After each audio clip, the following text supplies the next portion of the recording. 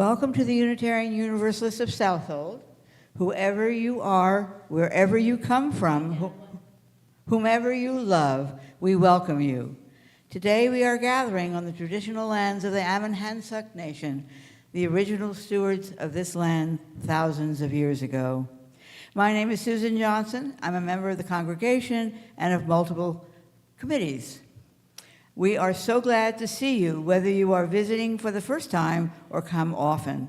If you are not on our mailing or email list, please sign our guest book on the high desk to the left as you enter the sanctuary. We are so glad. I'm sorry, I lost my place. You will receive the Free Spirit Monthly newsletter once you sign the book, and we have your contact information. Please like us on our Facebook page and stream on our YouTube channel. Unfortunately, our technician is not here today, and we have not been able to do the streaming, but we tried.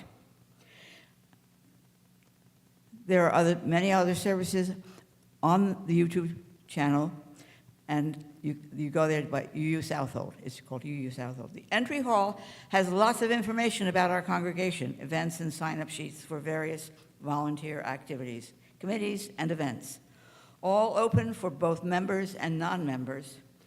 Please stay after the service for coffee, refreshments, and lively conversation. On the back of your order of service, you'll see many announcements.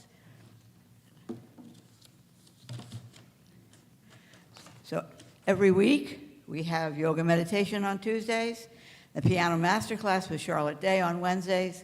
This month, the Social Action Committee and 8th Principal Task Force is meeting at 4 p.m. on Wednesday. On June 13th, there will be a blood drive, Sleeves Up, for Brooks McEwen. That is from 10 a.m. to 4 p.m. And next week, our service will be the Butterfly Effect Project with Tia Fulford, who is the director of the program. And on the 20th of June will be the wonderful Juneteenth parade and celebration in Greenport. It will begin at the front of the AME Zion Clinton Memorial Church, where Reverend Wimberly and many members of the congregation, elders and youngers, will be creating a wonderful ceremony to start off the parade. Any of you who do not know what Juneteenth celebrates, it is the day 2 years after the Emancipation Proclamation when news got to Texas that their slaves were free. And they have been celebrating there very well for years, and now it is a national holiday, so we celebrate here too. And on June 1st, the service is actually not a celebration of fathers. It is the Siding with Loving, which is a holiday that is celebrated because that is when the Supreme Court passed the law that the states could not rule that interracial marriage was illegal on their state. Eva Roberts will be giving a very special talk about her family experience. And on the 21st of June, we have the Northeast Stage presenting All's Well That Ends Well, or Does It? A benefit concert, scenes, sonnets, live jazz music, 4 p.m. And of course, upcoming save the dates, very important. We're going to have a summer arts show and sale called Art on the Bend from June 10th to June 25th. We're asking members and friends to contribute their art, as well as artists beyond our doors. And then in September, we are going to have a goods and service auction. We want you to donate your treasures and think about what services you could provide and help us to make this a successful fundraiser. We'll give you the date as soon as we have settled on the Saturday in September. Now is the time. Oh, are there any other announcements? I'm pretty sure I got it streaming, but I'm not sure that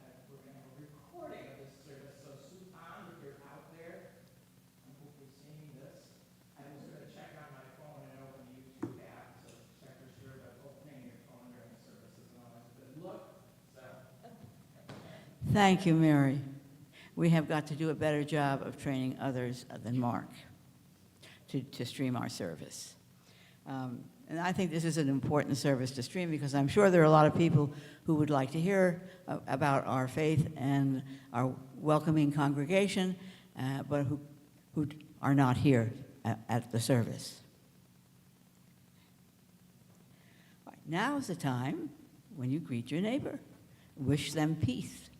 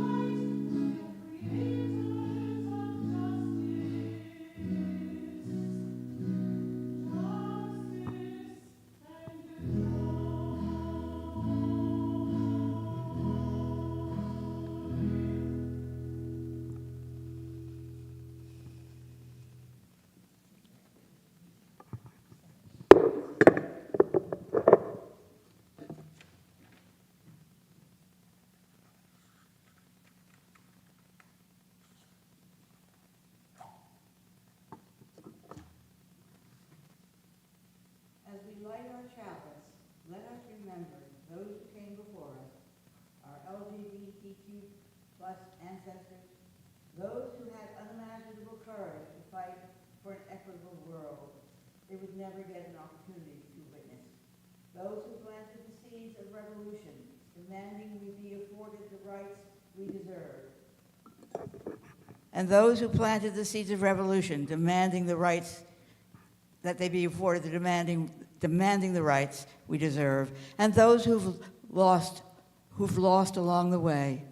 May this flame remind us of our commitment to carry on their legacy and to continue to fight for the rights of LGBTQ plus people everywhere.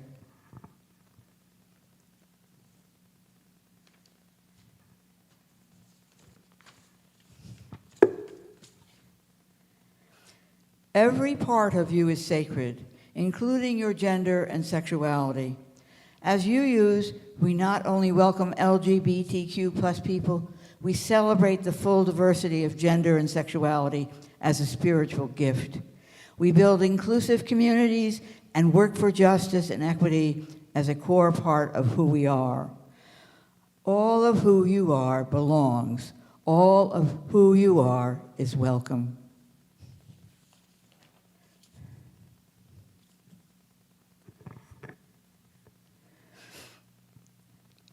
Now, opening hymn will be 1058 in the Teal Book, Be Ours a Religion.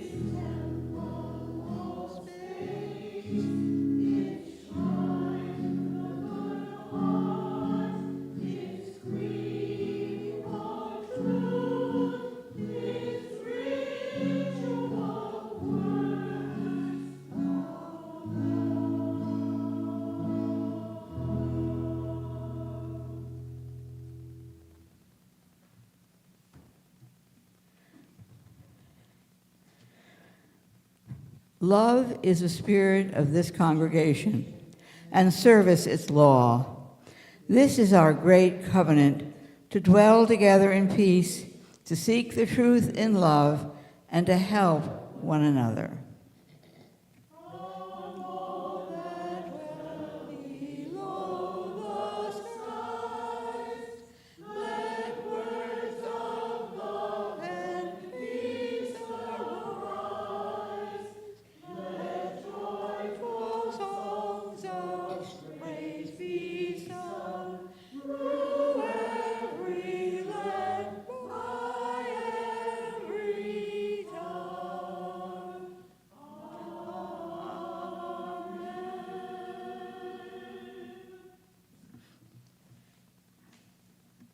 Now is the time in our service when we give an offering, which we take every Sunday. It is an opportunity to recommit to this space and to these people. It is much a ritual as singing together, lighting our chalice, or reciting our affirmation. Will someone help Virginia?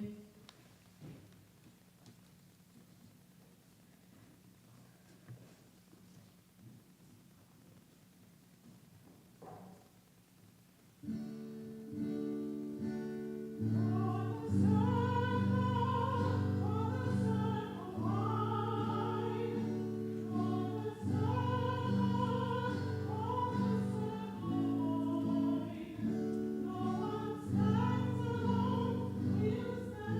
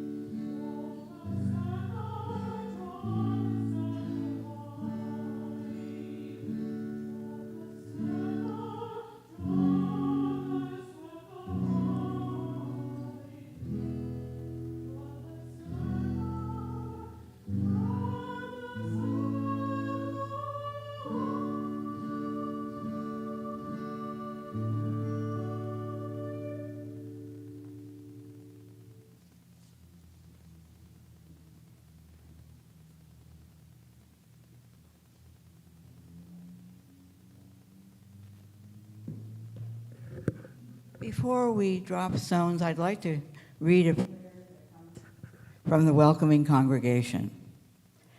Transforming Spirit, at work both through and in spite of us, kindle our courage to take risks for love and connection. In times of fear and overwhelm, remind us we are not on our own, but intricately woven together in community. Between us, love's power is most fierce. May we open ourselves more fully to its potential. And I will say that my sorrow this morning is that Barbara Novick, who was, with whom I began all the thoughts and planning about the service, could not be a part of it because her wife is not well. And so I send our prayers to them and for quick healing for her wife. Anybody else wish to share?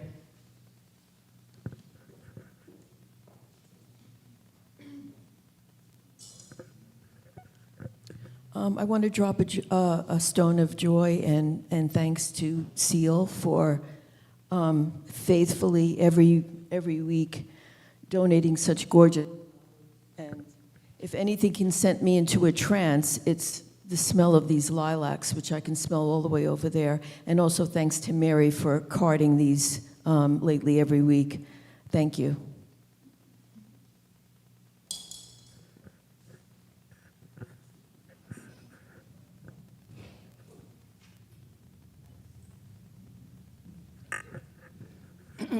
Good morning. I have two stones of relief, actually. The first one, of course, is for my husband, Stanley. He is now successfully ensconced in physical therapy hospital in Port Jefferson. So I can drive there, which is a relief. And he seems to be settling, well, not settling, but adjusting nicely. And he's kind of, for him, optimistic about all these kind of new things he has to learn.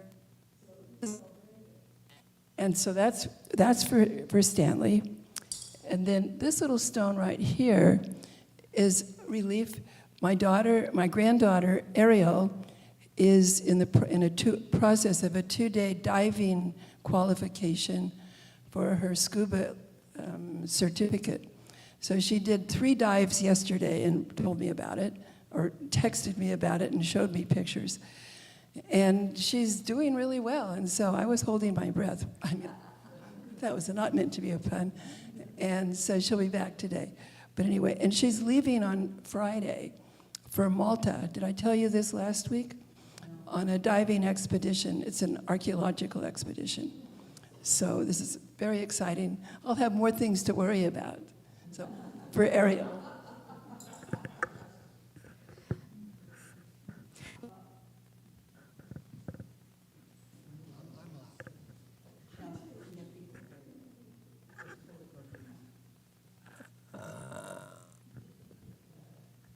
For the 7-month-old child who was murdered in cold blood by the Israeli army. What was her crime? Her crime was going with her parents to visit relatives in Bethlehem when she was shot in cold blood. I'd like to say this is the exception and not the rule. I cannot. The Palestinians who live on the West Bank are routinely tortured, terrorized, sexually abused, murdered, and disenfranchised from their ancestral home.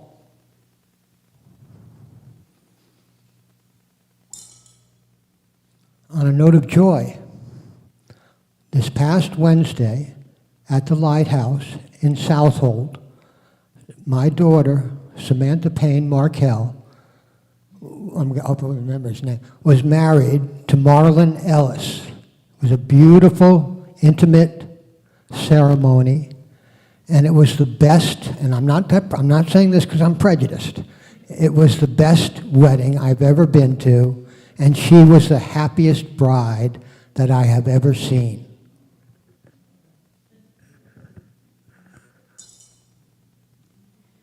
I have one more joy, and Mary and I share in that, because with only a week's notice, we were able to become part of the Caravan for Youth and Empathy that the Rural and Migrant Ministry proceeded in yesterday. I say last week, yesterday.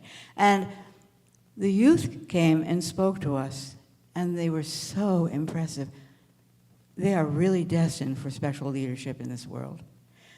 And we, even though there were only 3 of us, we welcomed them with great noise and joy, and Mary chose very special snacks from the local Spanish market, and everybody had a very good time. And it was very moving to be a part of it. I've asked them to please notify me a little more in advance so that we can be on the stopover for their next caravan. Back to the glasses.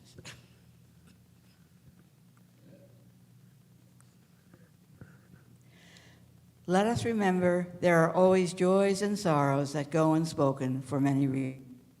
But we are not alone as we hold one another in our hearts.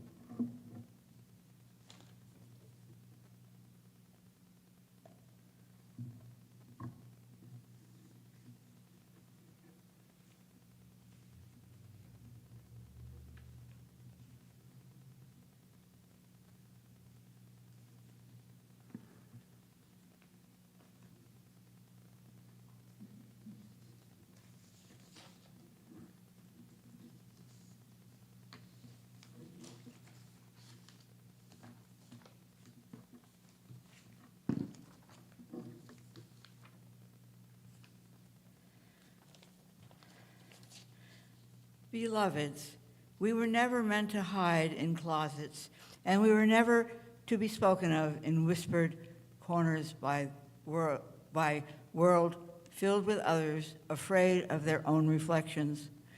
We are from the flame of Channing's truth, Olympia Brown's relentlessness, and Louise Alcott's defiance of societal expectations, and Thoreau's solitude of freedom of solitude. We are here, heirs of a theology that says, love is love, the soul is not gendered, that covenants live in hearts, not courtrooms. Laws can be cruel and narrow, and our faith remains wide, widening still more until every child hears their pronoun in liturgies. We have always been here, from pulpits to picket lines, from the ancestors you call the heretics to our kitchen tables, where we sat with chosen families, speaking our truths into becoming real. The world may pass bans, overturn laws, rewrite constitutions, threaten us, but our marriages were holy before they were licensed, and our identities were sacred before we had names. Today, again, and every day, bless those coming out and those staying in, bless the drag, bless the transitioning, bless the questioning, bless the kinfolk, bless our chosen families, and bless us. Because we have faced ourselves, loved ourselves, saw ourselves, and we declare we are beauty and goodness and unicorns with a bit of rainbow and a lot of heart. We gather now in the wake of all their efforts to erase as a sign.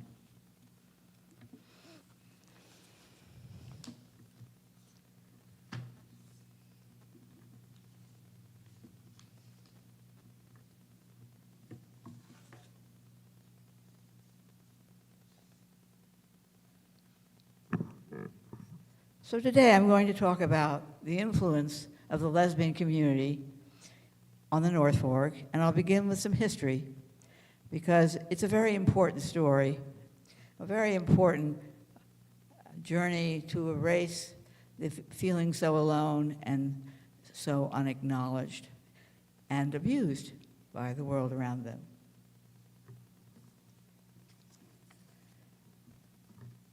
The lesbian community on the North Fork of Long Island has a rich, largely grassroots history of dating back to the 1970s.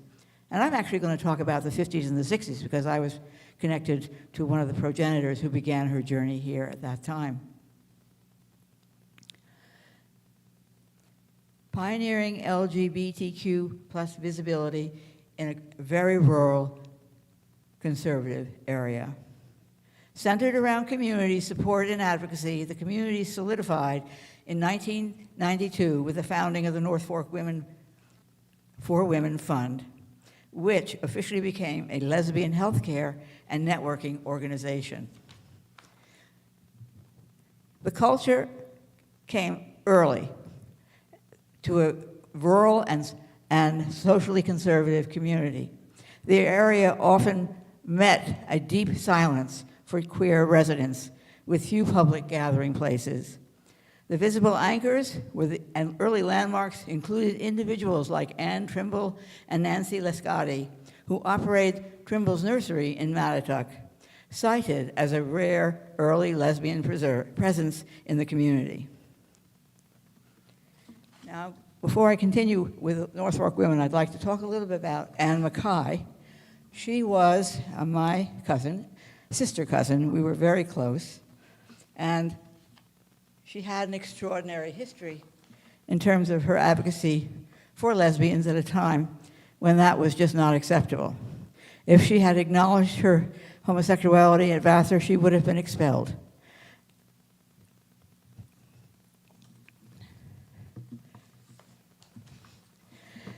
In June 1970, the editors of the Vassar Alumni magazine received a letter that one might safely surmise was like none the publication had ever received before. The letter was titled, "Being Gay at Vassar," and in it, Anne Mackay, class of '49, declared, "The prejudice against homosexuals will begin to lift only when lesbians speak the truth for themselves." She went on to recall, "When I was at Vassar, the silence about homosexuality was immense. To be gay at Vassar was to be very lonely. I know now that Vassar was a terrible and beautiful transition for many women."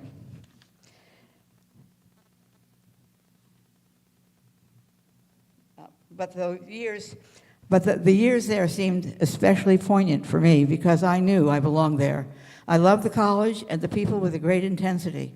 I followed the gentleman's agreement and loved everybody, and they, in return, elected me president of the College Government Association. It was the second best, but I was deeply pleased because I felt the affection behind the action. In an act of courage rare for the time, Anne signed her name, even as she requested anonymity, because my friend and longtime companion, as they say in the obituaries, is not as liberated as I am, and the publicity would distress her. I will give my name on request and would be delighted to answer your questions. The article was returned, unpublished, with the comment that the magazine did not accept anonymous material. Nonetheless, Anne Mackay had fired the first shot in defiance of an attitude that shrouded the very existence of lesbian, gay, bisexual, and transgender people at Vassar in quiet disapproval. She went on to become an important, indeed pivotal figure in Vassar's LGBT history. 2 decades passed before another of Mackay's writings on the subject, appropriately called Breaking the Silence, finally appeared in the Vassar Quarterly.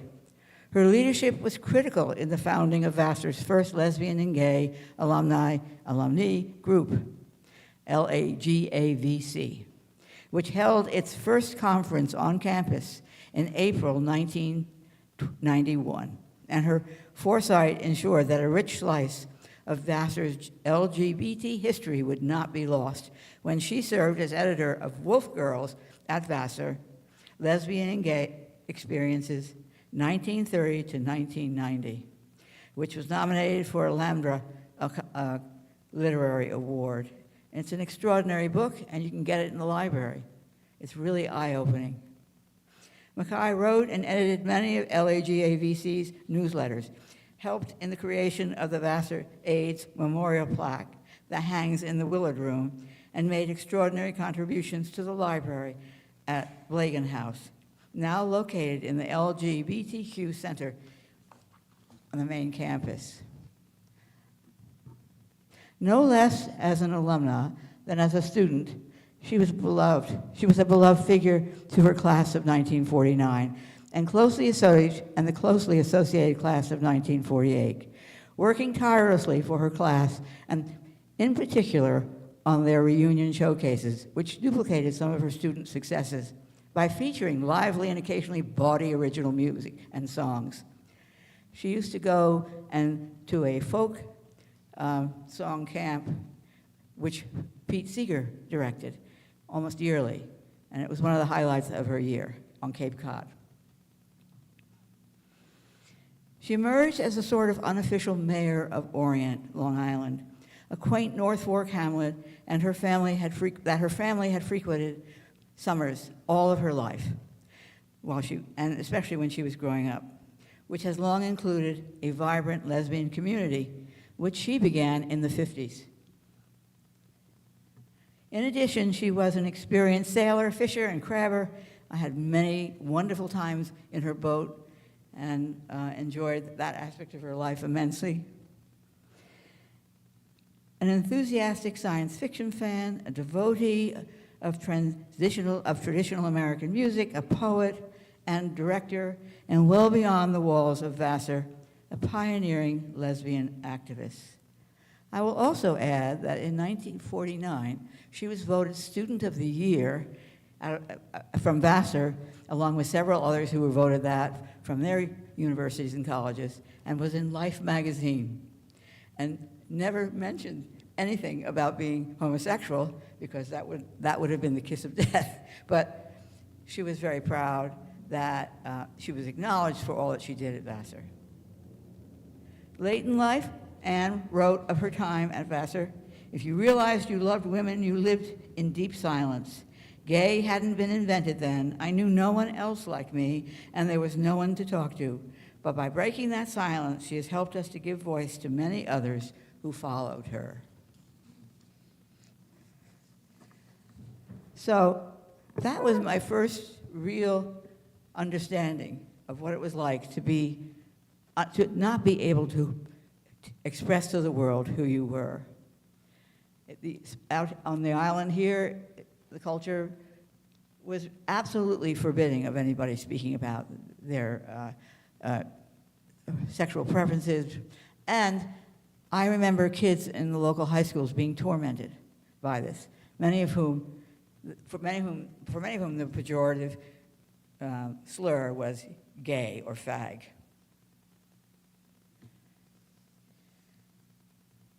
So Anne worked tirelessly to bring colleagues, students, family members into the open, creating a community in Orient that was really dynamic and wonderful to be a part of. And I remember thinking, when we got into the 1990s, and all of a sudden, people now could say who they were. A group of local lesbians founded the North Fork Women for Women Fund, again, providing a community support that was not provided by anyone else. It was established to provide financial assistance to uninsured medical expenses, later expanding to include a crisis fund for non-medical emergencies and, quote, help her, unquote, transport services. Under leaders like Mary Ann Weil, 1994 to 1996, and Lucy Goodman, starting in 1997, the group moved from a private support network to a more formal vocal advocacy organization for lesbian health. It also became a viable community for support, and Bernie Hoban spoke for us at one time and talked about how extraordinary the monthly meetings were, and how welcoming it was for all new people. And I think that's one of the reasons why lesbians have thrived more than some of the men, because they don't quite have the community support. They have friends, of course, but it's not the same as what North Fork Women has done for the lesbian community.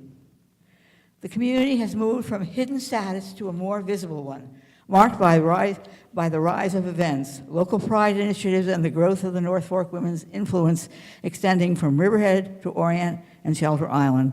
I can attest that going to the Beacon of Light rallies on Thursday is one of the more joyful activities that I do to protest the hardships of our present government. And it's a real joy to be with most of those women who are gay and very politically open about how important it is to protest and fight for people's rights. The group maintains a legacy page to honor the history of lesbians and all who have contributed to this wonderful community.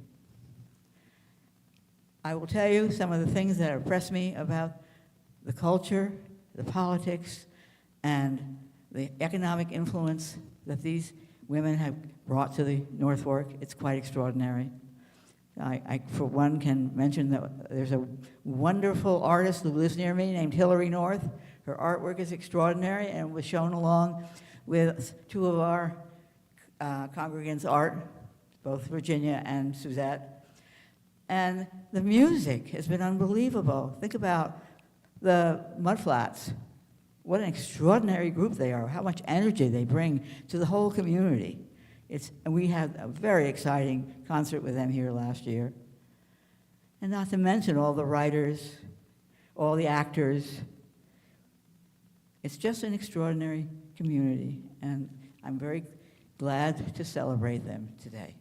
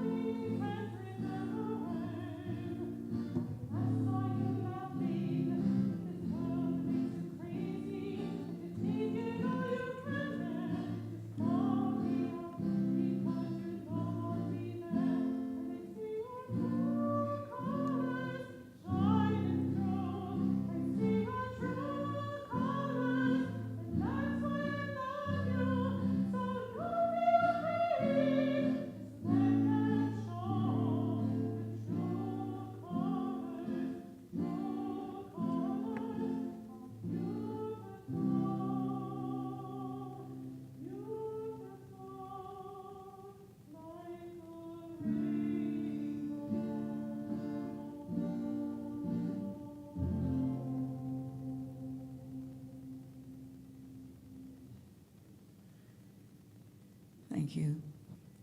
I will also add that the Pride celebration parade on the 27th shows you the true colors, and you can experience the joy of being part of the North Fork and sharing love with the gay community. Take this as an invitation to imagine how wide this world can be to face the closing doors before us and move toward the opening windows in our lives. Take this as an invitation to remember a critical truth that none of us have it all figured out, that we help one another grow and change. Take this as an invitation to cross thresholds of challenge, not on our own, not for ourselves alone, but side by side, spirits rising and expanding together. Let us go now to share our gifts and truths with each other in this world.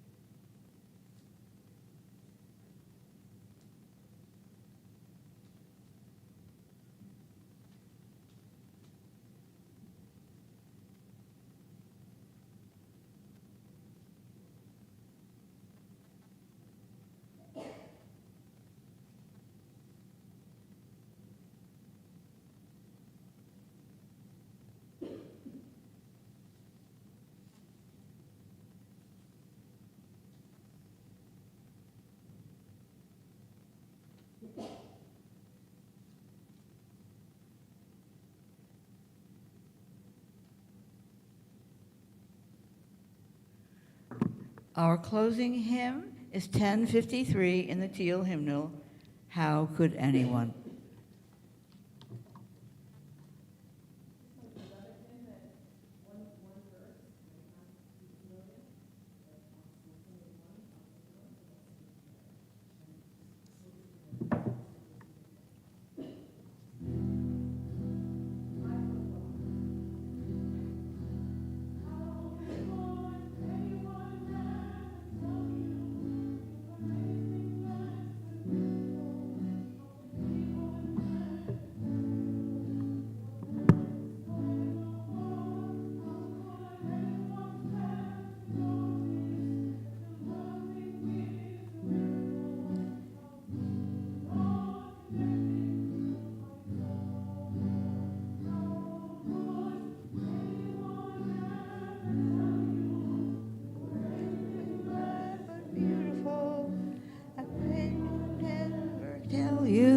You were less than whole.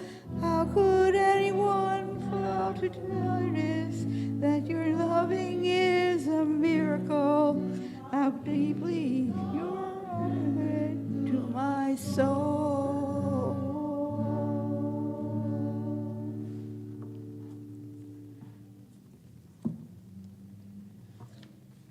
Okay. We have a legacy of deeds, not creeds. Our work for a better world calls us to unexpected places as we harness love's power to stop oppression. From grassroots communities organizing to interfaith, state, national, and corporate advocacy, in protest marches, prayer vigils, and in press conferences, in homeless shelters and in prisons, Unitarian Universalists put our faith into action. Go in peace, that our faith holds us and value propels us with the love at the center always.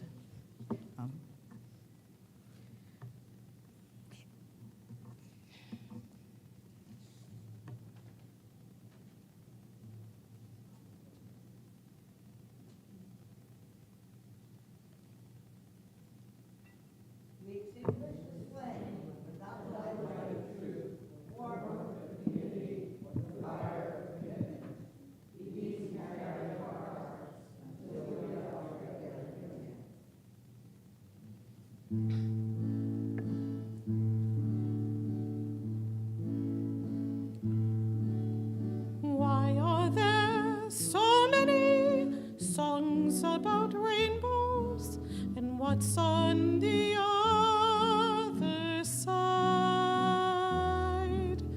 Rainbows are visions, but only illusions, and rainbows have nothing to hide.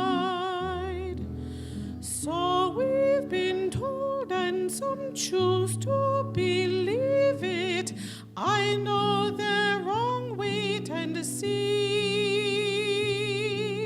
Someday we'll find it, the rainbow connection, the lovers, the dreamers, and me.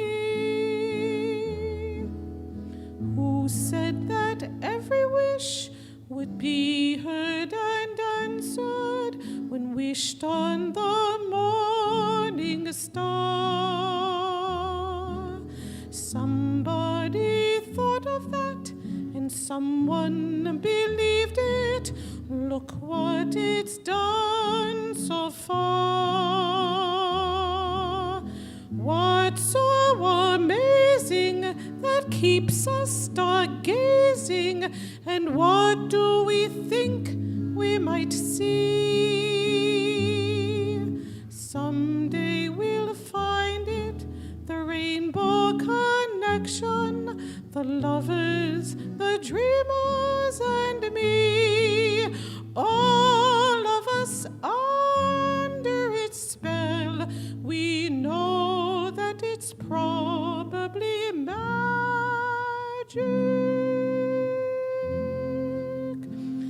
Have you been half asleep, and have you heard voices? I've heard them calling my name. Is this the sweet sound that calls the younger sailors? The voice might be one in the same. I've heard it too many times to ignore it. It's something that I'm supposed to be